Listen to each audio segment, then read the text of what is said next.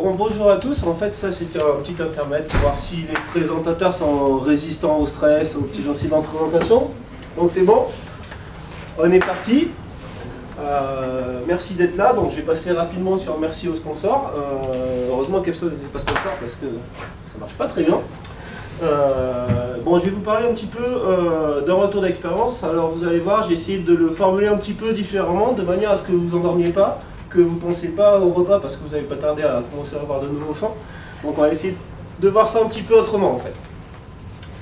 Donc au départ, l'idée c'était Scrum, ça dit pas mal de choses. Il y a un guide of Scrum, on sait des choses. Et je me suis intéressé, comme tous mes collègues aujourd'hui, coach agile, aux choses que dit Scrum, et notamment au guide of Scrum. Donc ça dit pas mal de choses concernant une équipe en fait. Ça parle d'un cadre, de rôle, Product Owner, Scrum Master, une équipe. Jusqu'à là je vous apprends rien, tout va bien. Ça parle aussi de cérémonies, donc avec des sprint planning, des sprint review, des rétrospectives, des daily Scrum. Ça parle d'artefacts. Bon, petite répétition, mais en gros c'est ça qu'on va trouver dans le Guide of Scrum si on regarde et si on cherche des informations sur comment mettre en place Scrum pour une équipe. Ça dit aussi un produit égale une équipe. Si on a un produit, on a un product owner qui va récupérer les besoins chez le client et qui va les ordonner. On a une équipe ensuite qui va réaliser ces choses-là de façon itérative et incrémentale, de manière à la fin de chaque itération ou sprint, à produire une version du produit potentiellement livrable au client. Si on fait un petit dessin parce que le texte c'est pas intéressant, ça fait marrer personne, ça ressemble un petit peu à ça dans notre équipe avec équipe, product owner, scrum master qui va délivrer une version du produit. Tout ça c'est bien. Si vous avez bien lu le truc, on sait qu'une équipe ça a quand même une taille critique. Hein. À un moment donné, on va essayer d'éviter de dépasser 9 personnes. Ouais, sauf qu'avec 9 personnes, je fais pas grand chose. Hein. Ça va, si j'ai ma petite startup, je commence, c'est sympa, je fais mes petits produits. Maintenant, si je dois faire un truc un peu plus gros et un peu plus vite, c'est-à-dire peut-être utiliser plus d'une équipe. Là, on a une petite dame là, qui essaye. Vous voyez qu'elle n'est pas joyeuse. Hein. Elle est un peu inquiétée, franchement. Hein. Elle n'a pas l'air très rassurée. Pourtant, elle a bien lu son Guide of Scrum, elle a regardé tout ce que peut dire Scrum, elle a cherché des retours d'expérience. Ouais, elle ne se sent pas très à l'aise en fait. Hein. Bon, c'est bizarre, pourtant, il y a des choses. Hein. Scrum de Scrum, vous avez déjà entendu parler de ça? Tout le monde a entendu parler de Scrum de Scrum. Vous avez vu la place que ça prend dans le Guide of Scrum? Déjà, il n'est pas épais le truc, hein, il dit pas grand chose. Mais alors, ça là, c'est juste ridicule. C'est une toute petite place dans le Guide of Scrum et surtout, on s'avance pas trop, on va pas trop l'expliquer. Hein, on dit qu'on se cale ça à l'échelle, on fait du Scrum de Scrum et ça marche. Et il y a écrit ça marche avec des organisations de plus de 500 personnes. Ouais, c'est super. Il y a quelqu'un qui peut montrer comment parce que c'est pas hyper écrit. Et j'ai pas vu qu'on trouve vraiment d'autres retours d'expérience valables ou beaucoup d'informations sur comment on fait quand on a plus d'une équipe. En gros, c'est soit il n'y a rien, ou soit il y a très peu. Donc, moi, ça m'est arrivé d'avoir à traiter des produits qui nécessitaient plus d'une équipe pour cette intervention, ou des groupes de produits. Donc, ce que je vous propose aujourd'hui, c'est d'aller voir comment ça se passe. Donc je vous invite à aller voir. Moi j'ai travaillé dans une entreprise qui fait pas courir les chevaux mais qui fait perdre de l'argent aux gens en les faisant parier dessus. Vous voyez pas du tout ce que c'est. Hein. Donc cette entreprise là, effectivement, elle a beaucoup de produits. Donc je vous invite un peu à aller chez elle. N'allez pas parier, vous allez paumer de l'argent, hein, ça sert à rien, faites autre chose à la place. C'est pas bien, ça génère de l'addiction. Au niveau des produits, donc les produits de cette entreprise, elle travaille beaucoup sur le online, essentiellement elle fait du web, mais c'est pas tout. Elle fait aussi du mobile, il y a plein de publicités sur mobile, vous avez vu plein de trucs à la télé. Et elle a aussi des applications pour les tablettes. Donc j'ai un petit peu simplifié l'univers, elle a plein d'autres choses encore, hein. C'est incroyable tout ce qu'elle a. Mais si je commence à parler de tout, on n'a pas fini, et puis déjà qu'on est en retard à cause du projo, je vais vous en parler pendant 3 jours. Donc, on va essayer de résumer un petit peu ce que fait cette entreprise. Elle a un site internet qui permet de prendre des paris. Et donc, croire qu'on va gagner de l'argent, mais en perdant. Vous savez aussi que dans le monde des chevaux, tout le monde ne parie pas sur internet, nécessairement. Il y a des gens qui vont au café. Vous avez vu les petits cafés avec un petit logo vert, là, où il y a les gens qui sont devant la télé, on dirait qu'ils sont un peu psychopathes. Donc ces gens-là, ils parient dans le café. Mais ils ont besoin d'informations. Donc ils vont aussi avoir un site internet qui va être fait pour eux, qui va leur donner des informations sur le cheval, est-ce qu'il va bien, le jockey, qu'est-ce qu'il a fait, tout ce qui se passe là-dessus. Et puis, comme aujourd'hui, on ne se contente pas d'internet, on ne fait pas caler sur internet sur un ordinateur, il y a aussi des applications pour le mobile. Notamment pour notre super iPhone d'Apple, pour qu'on puisse parier avec, où qu'on soit, il faut toujours pouvoir dépenser son argent. Et il y a également des applications qui sont faites pour les tablettes. Donc, toutes ces applications-là, c'est nos produits. Et elles se servent sur un socle de service. Parce qu'effectivement, vous imaginez bien que parier, c'est parier. Hein. C'est pas parce que je suis sur une tablette ou que je suis sur un iPhone ou que je suis sur un écran d'ordinateur que je vais parier différemment. Quand je dois parier, je dois parier. Quand je dois m'authentifier pour dire que c'est moi, c'est toujours la même chose. Quand je dois mettre de l'argent dans la machine, pour parier un peu plus, ou pour croire gagner un peu plus, c'est toujours pareil. Donc, j'ai des services aux clients qui sont communs à tous ces produits. Alors maintenant, là, je pourrais continuer, vous expliquer comment on s'est structuré. Et là, ça va vous fatiguer. Vous n'avez pas trouvé ça drôle. Alors, je me suis dit, tiens, à quoi ça ressemble toute cette histoire de produits? Et comme à la base, j'avais pas décidé d'être coach agile en fait pour la petite histoire, hein, je voulais être rockstar. Mais sauf que rockstar, la carrière c'est un petit peu plus compromis que coach agile. Bizarrement, c'est un petit peu plus compliqué. Et puis aujourd'hui en plus on fait de la techno et de l'ordinateur. Heureusement que j'ai pas fait rockstar, hein, parce que j'aurais plus trop d'avenir aujourd'hui. J'aurais fini comme les grandes rockstars qui jouent aujourd'hui avec Rihanna. Pas génial. Guitariste de Rihanna quand on est une méga rockstar dans les années 90, c'est pas top. Donc j'ai pas été rockstar, mais j'aime bien la musique. Et je me suis dit tiens c'est bizarre nos produits là.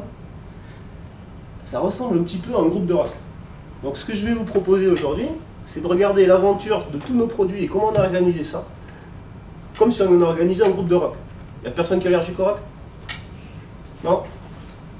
Ça va? La musique, ça vous dérange pas non plus? Ça fait pas trop de bruit? Bon, on n'a pas de son, hein, de toute façon, heureusement que j'ai pas mis du son dans la présentation parce que là, j'étais mal barré. Donc allons-y. On va faire un petit peu de rock. Donc l'idée avec tous nos produits, hein, c'était de faire un méga groupe de rock. Donc on n'a pas pris le groupe de rock du garage. L'objectif, c'est ça. Hein. Quand même, c'est pas le petit produit, groupe de rock du coin, non, pas trop, Pink Floyd. Pink Floyd, c'est pas mal. Donc je vais vous présenter un petit peu notre groupe.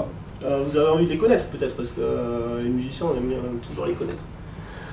Donc notre groupe, il y a un chanteur. Il faut un chanteur dans un groupe de rock. Il a un batteur, c'est du rock quand même, hein. C'est pas de la techno, on va pas utiliser un synthétiseur pour faire boum boum. Il y a un gars qui tape. Il a un bassiste, obligatoire, surtout Pink Floyd, Roger Waters, vous l'avez connu. Un guitariste, c'est important. Et un clavier. Important le clavier. Je vous les présente un petit peu, en général c'est d'usage quand on va faire un concert qu'on présente ses musiciens. Donc moi je vais vous présenter nos musiciens. Le chanteur, c'est le site web de prise de pari. Pourquoi le chanteur c'est le site web de prise de pari? Première chose, parce que c'est le leader. Dans nos produits, c'est ce qui fait le plus d'argent, c'est ce qui est le plus visible au client, c'est ce qui a le plus de visiteurs. Donc ça sera le chanteur. Plus visible. Et attention, c'est critique, hein, parce que si lui il pète, on a toute l'image qui pète. Hein. Y a beaucoup de clients dessus. Il vous va le chanteur? On le garde? Ouais? Bon. Guitariste, en général, c'est le copain du chanteur. Donc, c'est le copain du chanteur. C'est aussi le site internet, parce que c'est ce qui ramène le plus de clients, destiné à l'information. Pourquoi? Parce que c'est en complément. C'est quelque chose de voisin avec le chanteur. Il est aussi devant, sur la scène, le guitariste. En général, il fait ses solos, tac, tac, tac, devant. Et c'est quelqu'un de charismatique. Donc c'est important parce que c'est aussi l'image des anciens parieurs, donc il va être important. Le bassiste, les applications mobiles. Alors pourquoi le bassiste, l'application pour le mobile? Parce que justement, le mobile, c'est quelque chose qui aujourd'hui est devenu un des fondements de l'activité sur Internet. Donc le bassiste, c'est quelque chose de solide qui est nécessaire à un groupe. Donc il est important pour avoir un univers online cohérent. Donc ça sera nos applications mobiles, et c'est un des piliers de notre groupe. Le clavier, ça sera les tablettes. Pourquoi? Parce que le clavier, c'est un membre du groupe, il est arrivé un peu plus tard. Il rejoint le groupe il n'y a pas trop longtemps. Et par contre, il apporte beaucoup de nouveautés. Un clavier, ça fait du bruit, parce qu'un clavier, ça peut faire du piano, ça peut faire de l'orgue, ça peut faire des violons, ça peut faire plein de choses. Donc le clavier, il apporte beaucoup de nouveautés. C'est un peu vrai avec les tablettes, c'est-à-dire ça apporte de nouveaux usages, ça apporte de nouvelles fonctionnalités aux clients, ça apporte beaucoup de choses. Donc c'est pour ça qu'on a notre clavier tablette. Et en plus, l'iPad, c'est fashion, ça plaît à tout le monde. Donc ça sera le clavier. Ça va aussi, les musiciens, on les garde encore? Si vous voulez en virer, vous le dites. Dernier, le batteur. Le batteur, qui ça va être? Ça va être nos services. Pourquoi? Parce que c'est à la base. C'est un des membres fondateurs, c'est solide, le batteur. C'est lui qui va être l'élément clé de la cohérence. Je ne sais pas si vous faites un groupe sans batteur, ça va pas être fashion. Les batteurs sont importants dans les groupes. Dans Led Zeppelin, quand le batteur est mort, Led Zeppelin n'a plus sorti d'album. Quand Jeff Porcaro est parti de Toto, fini Toto. Ils ont fait des remakes et puis terminé. Donc le batteur il est important. C'est un élément de la cohérence. C'est aussi le moteur, parce que tous les musiciens vont se caler sur lui pour arriver à jouer ensemble. C'est lui qui va donner le groove. Maintenant, notre groupe, on veut l'enregistrer quand même, parce que sinon on n'a pas vendre de disques. Donc pour enregistrer notre groupe, il va falloir l'organiser et le structurer. C'est là que ça devient compliqué, parce que le Scrum Guide ne dit pas comment organiser les groupes de rock. Si on cherche un peu partout, on a du mal à trouver des retours d'expérience sur comment organiser tous ces éléments-là et comment les faire fonctionner ensemble. Il y a bien une idée en fait, il y a un gars, et d'ailleurs ça touche un petit peu à la musique, qui a parlé d'organisation. Spotify, ça vous parle? Henrik Nyberg, ça vous dit quelque chose? Qui connaît Henrik Nyberg? Pas tout le monde. Donc c'est le coach agile en charge de Spotify. Lui, il se trouve qu'il a fait un retour d'expérience de quelque chose qui marche, qui est intéressant à lire, donc c'est disponible sur le web, je vous invite à lire si vous ne l'avez pas lu.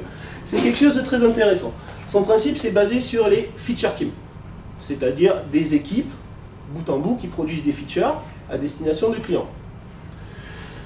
Donc maintenant, on va essayer, on se dit, Spotify c'est bien parce que c'est quelque chose qu'on connaît. Dans la vie, quand on n'est pas à l'aise, on essaie toujours de se rattacher à des choses qu'on connaît. Bizarrement, la nouveauté, c'est pas au moment où on n'est pas à l'aise qu'on va la chercher. Donc tiens, on a trouvé ça sur Internet, Spotify c'est super cool, on va essayer Spotify. Allons-y. Donc, mode Spotify. On y va. Spotify, on fait des équipes. C'est clair? On a la prise de pari au chant, on a l'information à la guitare, on a les mobiles à la basse et les tablettes au clavier. Spotify nous dit autre chose. Spotify nous dit que quand on veut faire des choses plus grosses qu'une équipe, on peut les regrouper en tribus. Ça tombe bien, aujourd'hui, les tribus, elles nous suivent depuis ce matin. Donc, hop, on va faire des tribus et on va délivrer des incréments de produits. Ça vous va? Ça a l'air bien. C'est plutôt sympa. Donc allons-y, on part comme ça. Est-ce qu'on réussit avec ça? Logiquement, oui, hein, ça a l'air plutôt bien foutu. Ça a quand même d'énormes avantages de faire ça. On est proche du disque d'or. Pourquoi? Parce qu'on a des équipes de bout en bout. Ça c'est bien quand on fait du Scrum, hein, c'est ce qu'on défend quand on fait du Scrum. On a une apparente indépendance des équipes, hein, elles sont bien verticales, elles n'ont pas l'air de s'embêter, ça a l'air de bien marcher. Et surtout, parce qu'en fait c'est ça la base, c'est que comme on était un petit peu inquiet parce qu'on n'avait pas d'informations, on est allé chercher quelque chose qu'on connaissait, à quoi on pouvait se rattacher. Donc c'est comparable à un modèle connu. Il est cool notre groupe, non? J'ai pas oublié quelque chose? J'ai oublié qui? Il y a tout le monde dans le groupe? Ah, eh oui. Pourtant, il a une super jolie batterie, hein, et je l'ai loupé. J'ai oublié. En fait, je ne l'ai pas oublié. C'est mon batteur, je l'ai mis dans une position qui va générer des troubles psychologiques dans sa personne. C'est le syndrome du batteur schizophrène. Ça arrive, hein, vous savez, les batteurs, on leur demande d'avoir une certaine indépendance entre les membres, et à force d'avoir l'indépendance, ça peut monter jusqu'au cerveau. Et le batteur, il peut devenir schizophrène. C'est-à-dire que mon batteur, dans mon modèle de tout à l'heure, je l'ai collé là. C'est intéressant, ça. Ah oui, je l'ai collé là parce qu'il fallait que je fasse du bout en bout. Je l'ai collé là. C'est-à-dire qu'en le collant là, tout simplement, mon batteur, tout le monde va lui demander quelque chose. Le clavier, il sait jouer beaucoup de choses, il sait faire du rythme, donc il va demander au batteur de lui faire un rythme très simple, très épuré. Le bassiste, il a besoin d'entendre le boum, boum, boum pour se caler. Donc il va demander au batteur, fais-moi un kick hyper régulier. Pas la même chose que lui. Le chanteur, lui, il a besoin d'un peu plus de liberté vis-à-vis du batteur, et puis il a envie de faire un blues. Il a envie de faire un blues, attention, ternaire, évidemment. Donc, lui, il faisait un truc épuré, lui faisait un boum, boum, boum, 4-4. Lui, là-bas, il va lui demander, fais-moi un boum, boum, boum, boum, boum, boum, histoire de faire un bon vieux blues. Et le guitariste, il lui dit, bah écoute, toi le batteur, tu sais quoi, je m'en fiche de ce que tu fais, parce que je vais faire mon solo, donc au revoir, je ne m'occupe pas de ce que tu fais. Voilà ce qui se passe. Donc, qu'est-ce qui se passe avec la musique? Du bruit. Du bruit, c'est le bordel.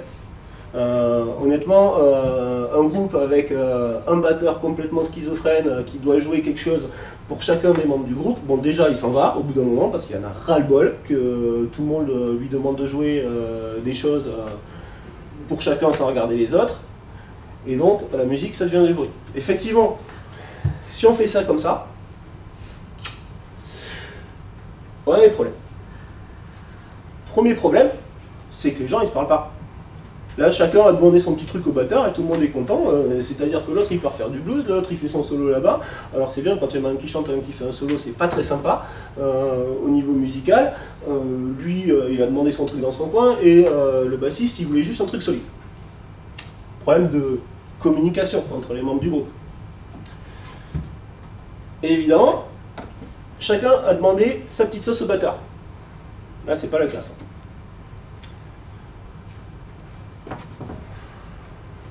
Ben oui, problème d'économie quand même. Hein. Si on parle d'argent, au final, si on veut vraiment fonctionner comme ça, un batteur va pas suffire. Chacun veut son batteur. Donc comment on fait les économies si chacun veut son batteur? Il faut embaucher 3 batteurs, ça coûte de l'argent. La batterie, ça coûte de l'argent. Les économies d'échelle, c'est un peu cramé. En fait, ils sont tous dépendants, hein, parce que pour sortir un disque et le temps qui s'accorde, je vous dis pas, c'est pas gagné. Si chacun fait son truc dans son coin, sortira pas. Le disque il sortira pas, on n'enregistrera pas, on fera pas l'album. Donc ce qui croyait être indépendant au départ, au final c'est la pire des dépendances. Parce que c'est une dépendance sur l'ensemble, sur la cohérence. Et cette dépendance, elle est réelle. Parce que si on croit être indépendant et pouvoir sortir, en face, il y a un utilisateur qui va utiliser les produits. Et je vous dis pas, s'il peut faire un truc d'une manière sur un téléphone et que ça va être fait d'une autre manière sur une tablette et d'une autre manière sur le site web, votre utilisateur, au bout d'un moment, il va être légèrement énervé. Donc s'ils veulent sortir quelque chose de cohérent, ils redeviennent complètement dépendants. Si on veut récupérer, rework. C'est-à-dire qu'à chaque fois, il y en a un qui aura fait quelque chose avec le batteur, il va dire à l'autre, ah ben non, mais moi j'ai fait ça avec le batteur, donc toi il faut que tu refasses aussi. Donc heureusement qu'on était en train de faire du Scrum et pas du Lean, parce que si on avait fait du Lean, je vous dis pas, hein, la quantité de waste, elle aurait explosé. Donc là, on a un petit problème. Ensuite, dernier truc, évidemment perte de qualité, parce que avec tout le monde qui fait tout un peu dans son coin comme il a envie, globalement, on va avoir des petits problèmes. Bon, heureusement, ça c'était ce qu'on aurait pu faire. On est encore en train de réfléchir à fabriquer le groupe. On peut le faire. La rétrospective, elle dit quoi? Quand même, c'est bizarre, hein, parce qu'on s'est appuyé sur un modèle qu'on connaît, qui est le modèle de Spotify, et qui est un modèle qui réussit. Ça marche chez Spotify. On a oublié quelque chose. On a dû rater quelque chose. Ben, la question à se poser, c'est est-ce que Spotify est un groupe de rap? Peut-être pas. Moi je pense qu'il y a deux choses qui sont très voisines et qu'on peut facilement assimiler, qu'on assimile aujourd'hui facilement en nominant des gens comme David Guetta, etc., à des grands prix de musique. J'ai rien contre David Guetta, enfin un peu, c'est pour ça que j'ai pris Bob Sinclair, mais bon, qui est déjà plus musicien que l'autre. On a tendance à mélanger ça aujourd'hui. Là aussi, on l'avait peut-être mélangé. C'est-à-dire qu'un DJ, c'est pas un groupe de rock. Le DJ, lui, il assemble des choses prêtes, qu'il peut assembler et qu'il peut combiner, pour en faire un produit qui est la chanson qu'il va produire. Bon ou mauvais, c'est à vous de juger. Le groupe de rock, il a un problème. Lui, il doit fournir un spectacle à son utilisateur, il doit jouer de manière cohérente en live. Donc peut-être que l'idée de départ, c'était d'avoir considéré un groupe de rock comme un DJ, et c'est pour ça que ça ne marchait pas, en prenant le groupe de rock comme un DJ. Bon, on va réfléchir autrement alors. Et ça, si on le remettait dans notre groupe, sérieusement, parce que sinon, on va avoir un problème. On va le reprendre et on va dire, bon, dans Spotify, ces choses-là, ça s'appelle chapitre au système, dans le schéma précédent. On va dire, on va pas dire que c'est un chapitre ou un système, parce que ça semble poser un problème chez nous. On va plutôt dire que c'est un produit qui va aider les autres produits à se coordonner. Ce qui ressemble bien au rôle du batteur. Donner le tempo. Donc ce coup-ci, on va repartir dans le studio, dans la belle console, et on va dire, en tant qu'ingénieur du son, les gars, c'est le batteur qui donne le tempo. C'est lui qui tape, et on va voir comment on se coordonne autour de lui. Là, on est en train d'aller un petit peu dans un mode client-serveur. Vous voyez ce que je veux dire? Un petit peu la cascade si on fait ça. Mais non. Mais non. Parce que pour enregistrer un groupe de rock comme il faut pas l'enregistrer piste par piste. Ça marche pas, c'est pas beau. Il n'y a pas de cohésion. On a fait ça dans les années 80, on voit le résultat. La musique, on l'a oublié. Dans les années 70, on ne faisait pas comme ça. Déjà parce que les gens savaient jouer. Et ensuite, parce qu'on n'avait pas les moyens, mais on jouait en live. Donc l'idée, c'est effectivement de jouer en live. Le batteur, il donne le tempo. Ouais. Mais au-delà de ça, les autres musiciens, ils se parlent aussi. Ils se parlent. Ils se parlent au niveau équipe, ils se parlent au niveau product owner. C'est-à-dire qu'ils travaillent ensemble. Et ils gardent leur souci de je continue à faire ma musique avec les autres. Et je ne fais pas ma musique tout seul. Donc il y a une proximité, il y a une relation de proximité, il y a une relation de communication face à face en permanence. Ces gens-là, ils se regardent. Si vous voyez un groupe jouer ensemble, le groupe il n'est pas toujours en train de regarder devant le public comme ça, et le chanteur il ne regarde pas le public. Les membres du groupe, ils se regardent, ils se font des signes, ils bougent et ils vont ensemble. Donc c'est un ensemble d'interaction. Donc si on reprend le rôle du batteur, parce qu'on voit que tout à l'heure, on aurait pu penser que c'était unidirectionnel, le batteur donne le tempo, mais non, il y a un retour. Il y a un retour. Le retour simple, c'est l'exemple du solo en musique. En live, vous êtes au concert, un musicien décide de faire un solo. À un moment donné, il va falloir qu'il s'arrête. Un solo, c'est groupé sur 8 mesures. Maintenant, il peut faire 8, il peut faire 16, il peut faire 24. Lui, il faut qu'il sache s'il a l'intention de faire 8, 16 ou 24. Et c'est pour ça qu'il y a un feedback. Les gens, le guitariste, le clavier se retournent vers le batteur et donnent un feedback. Attention, je vais faire mon solo, il dure 8, là on finit. En général, si c'est le guitariste, on va le voir, il va lever le manche, il va baisser le manche. Donc, il y a un feedback dans l'autre sens. Revenons au rôle de notre API de service. Première chose, c'est de fournir des services aux autres membres du groupe, donc donner le tempo. Mais aussi, double rôle, être attentif à leurs besoins, à ce qu'ils ont besoin pour rapidement produire de nouveaux services et générer de la valeur ajoutée. Alors là, tout à l'heure, je vous ai parlé de dépendance, vous allez me dire, ben là, bravo, hein, ton truc, c'est pire que tout en termes de dépendance. Hein, t'as des sacrés boulets, t'as tout coincé. Ouais, j'ai tout coincé, on pourrait dire ça. Mais là aussi, il y a quelqu'un dans le rock qui était super fort. Jimi Hendrix. Jimi Hendrix, c'est assez subtil, mais il jouait jamais dans le rythme. Il jouait jamais sur les coups de la grosse caisse ou de la caisse claire. Il jouait au fond du temps. C'est-à-dire légèrement en retard sur le rythme. Et c'est ça qui fait de Jimi Hendrix Jimi Hendrix. C'est ça qui fait qu'il a fait des concerts énormes à Woodstock. Donc, behind the beat, ça donne quoi en termes de Scrum et d'équipe? Ça donne un sprint de buffer. En fait, on va faire un sprint ici, on va produire des services.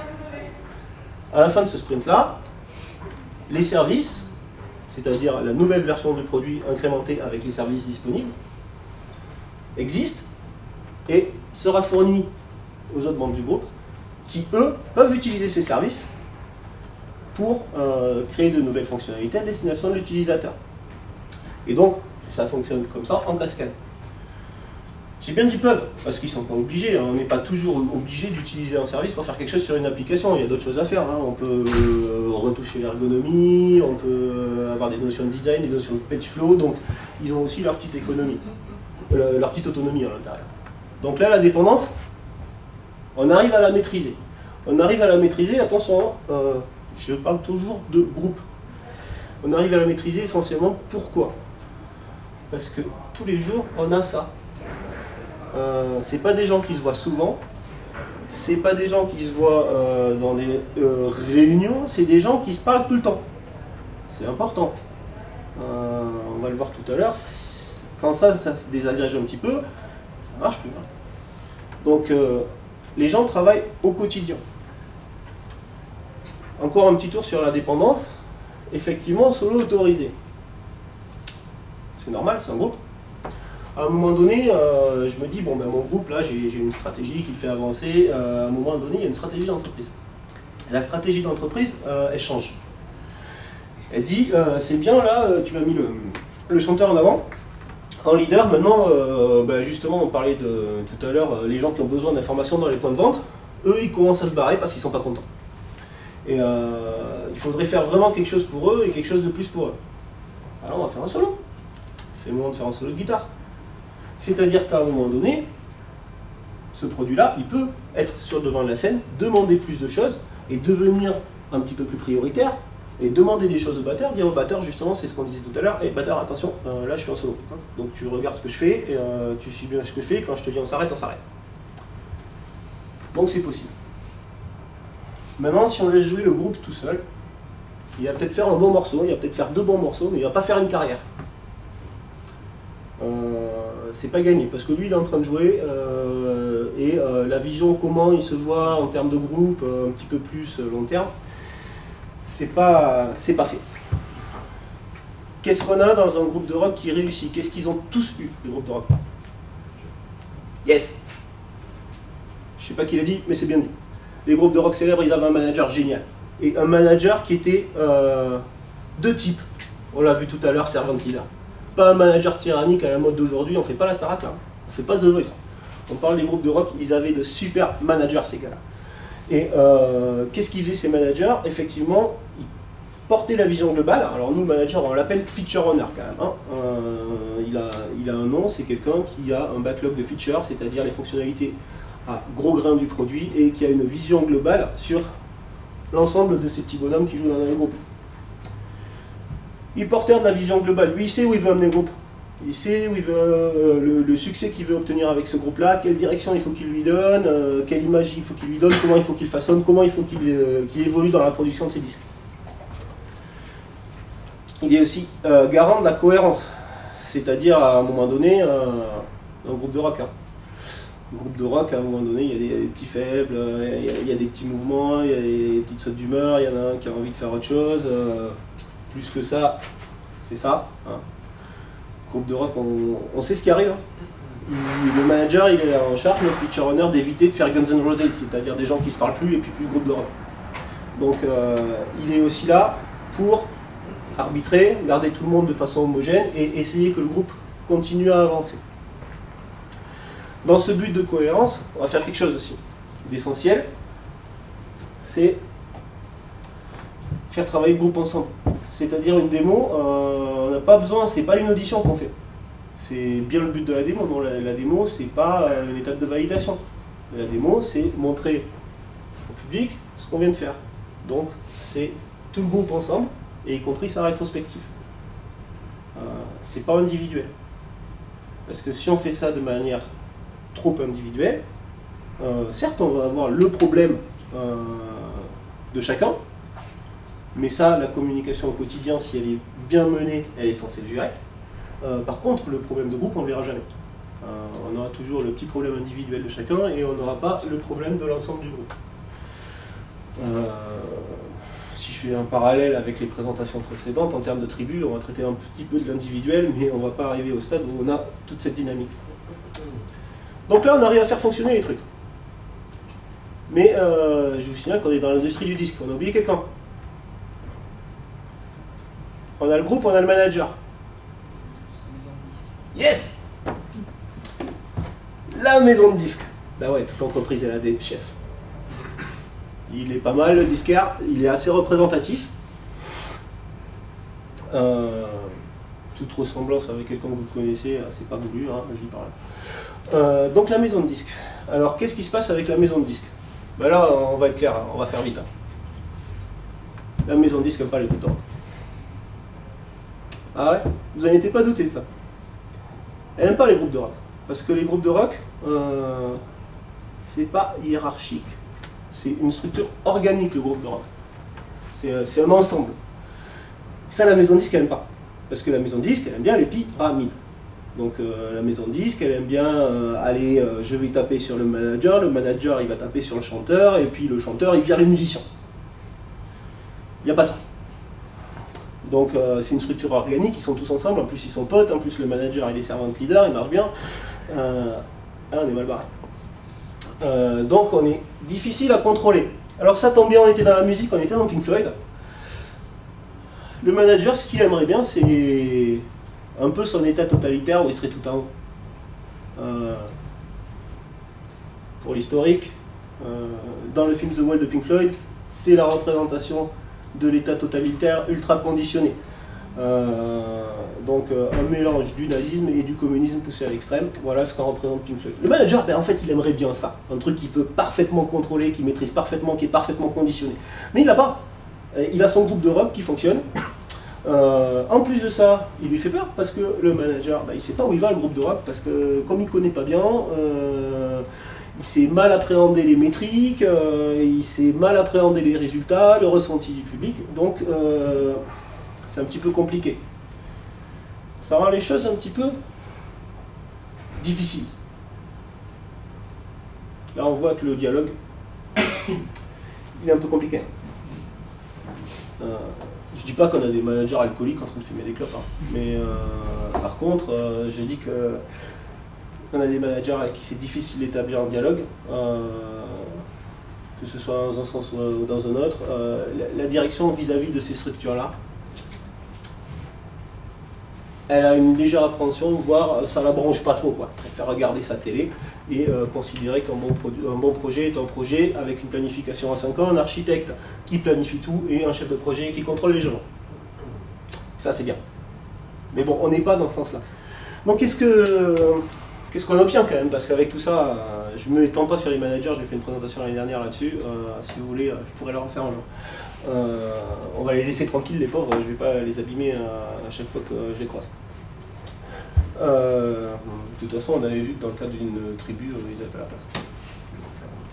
Les résultats de tout ça, est-ce que notre groupe il a réussi quand même? Alors, notre groupe, on peut dire qu'il a quand même, il a pas mal réussi. Il a une petite carrière. Il a une carrière qui était basée sur quoi? Sur l'équipe unie. Je réinsiste, hein, c'est pas que j'ai un Alzheimer, c'est pas que j'ai oublié mes slides précédentes, mais c'était un des ingrédients principaux de la réussite, c'était d'avoir des gens qui étaient unis et qui travaillaient ensemble et qui communiquaient ensemble tout le temps. Pas de temps en temps, pas souvent, tout le temps. Tout le temps, c'est important. Ils étaient unis, c'était une équipe de potes, de copains. Ils formaient un tout et ils travaillaient ensemble tout le temps. Des économies d'échelle, certes, parce qu'au maximum, on essayait au maximum de faire les choses une seule fois. Quand on doit faire un truc, et la même chose pour plusieurs personnes, ben, l'intérêt c'est d'essayer de la faire une fois. Avec notre super batteur qui donne le tempo, on arrivait à éviter la multiplication de la même chose. Par là même, ce batteur étant une entité, éparpillé partout, es solide.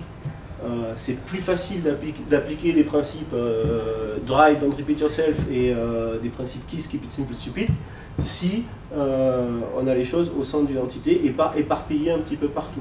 La cohérence, elle va être plus compliquée à tenir. Ensuite, c'est ouvert.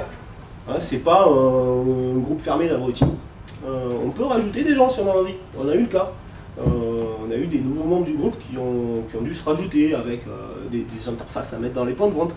C'est possible avec ces choses-là. C'est possible et potentiellement c'est rapide parce qu'il y a déjà un batteur qui donne le tempo. Donc il n'y a pas tout à reconstruire. Là, ça devient intéressant. Au final, la somme de dépendance, si la communication est bien gérée, elle est assez réduite en fait. Parce que l'autonomie des artistes, ils ont quand même leur place pour le solo. La réactivité vis-à-vis du batteur, c'est quand même rapide. On n'est pas sur des cycles de plusieurs mois. Et donc, on arrive bien à faire les choses avec ça. Donc globalement, c'est un succès. Attendez, hein, il me reste 10 minutes. Je vais vous dire un truc. Mais vous n'aurez pas de slide. Qu'est-ce qu'il faudrait retenir de comment ça a marché? Je recommence encore une fois. Communication, ça c'est important. Les gens, il faut qu'ils se voient, il faut qu'ils se parlent, il faut qu'ils se parlent tout le temps. Même dans le cadre d'équipes distribuées, on a eu des cas où on a dû intégrer des équipes distribuées. Il faut mettre en place les moyens de communication nécessaires pour qu'ils aient l'impression de faire partie de l'équipe au quotidien, c'est-à-dire mettez de la visioconf, regardez s'ils se parlent bien, regardez s'ils communiquent ensemble tous les jours, regardez s'ils s'appellent, regardez s'ils s'entendent bien, s'ils ont un discours qui est informel, s'ils n'ont pas de barrière entre eux. C'est quelque chose qui est important, qu'ils fassent partie de la même entité. C'était ça qui faisait le lien. Proximité, dans la mesure du possible, bien sûr, quand on commence à grossir, quand le groupe a de plus en plus de membres, il y a des gens qui sont un peu plus éloignés que les autres, là il faut faire attention à ça. Il faut faire attention à ce qu'il n'y ait pas des gens qui se trouvent isolés et qui commencent à travailler tout seuls dans leur coin. S'ils commencent à travailler trop longtemps tout seuls dans leur coin, ils vont avoir des problèmes pour continuer à fonctionner et pour se sentir comme membre du groupe, donc on aura des problèmes d'implication. Un point important, je vous ai parlé de la maison de disques. Bien choisir son feature owner. Parce que c'est très compliqué en fait le rôle des feature owners. D'une part, c'est le manager, il faudra qu'il ait une certaine légitimité vis-à-vis du groupe et une légitimité naturelle. C'est-à-dire que le groupe ou les équipes le reconnaissent naturellement comme leur leader, comme leur servant leader, et reconnaissent en lui une compétence qui fait qu'il ne voit pas un chef. Mais en même temps, il faut que lui, il soit solide face à la direction qui n'aime pas les groupes. La maison de disques là. Elle n'aime pas les groupes, bah, il faut le tenir le groupe. C'est-à-dire qu'il va falloir fournir un certain effort pour montrer que ce groupe il marche, que ce groupe il apprécie du public, que ce groupe il vend des disques, et que la direction artistique que suit ce groupe, c'est la bonne. Donc, bien choisir cette personne-là. Maintenant, avant que vous posiez les questions, je vais vous raconter juste 2 secondes un petit truc sur la durée de vie du groupe. Est-ce qu'il a eu une longue carrière ce groupe? Il a une carrière correcte. Mais